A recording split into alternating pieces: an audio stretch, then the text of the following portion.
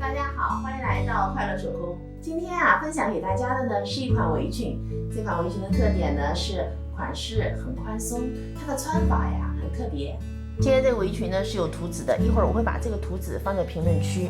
那朋友如果有疑问呢，可以私信给我。根据图纸呢，我把面料给剪裁好了。这个呢是前片，咱们的前片是一整片，后片呢是2片。首先啊，咱把前片和后片的侧边车在一起，正面和正面相对，然后离这条毛边呢距离1厘米，我们这样子车一条线。前片的这边呢，我们和另一片后片固定在一起。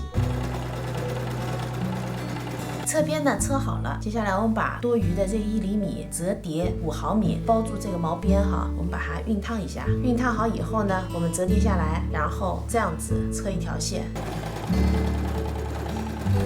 侧边呢我就处理好了，因为我没有锁边机哈，今天呢用了包边缝的方法把这个毛边呢给做光了。接下来呢我们来固定这个肩部哈，肩部的固定呢是错开的，前后片错开的，这样子连接。那车的时候咱们在反面车哈，方法呢还是和刚才一样，用的是包边缝。现在肩部呢就车好了，今天啊我想用贴边的方法把剩下的毛边呢把它给做光。首先呢我们准备一根3厘米宽的包边带，一边呢像这样子烫进1厘米，然后正面和正面相对，然后我们车一条1厘米的线。贴边呢在手工当中使用地方呢还是非常多的，比方说夏季薄的衣服，我们做领口啊袖口都会用到，还有就是给孩子裤子的加长呢也可以用贴边的方法。这条线呢车好了，现在我们把材料翻到反面，然后顶着刚才我们车的这条线折叠。接下来呢我们在这2边各车一条1毫米的窄边。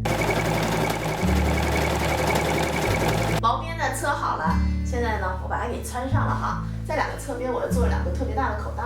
上次那个围裙忘做口袋了，穿起来特别不方便，手机都没地儿搁。这个款式非常的宽松哈，后边是这样子的。那和之前分享的系带的不一样，这个呢套进去就可以，也很方便。这期视频内容就是这些了，感谢您啊花宝贵的时间来看我的视频，记得要帮我点赞哦。咱们下期再见。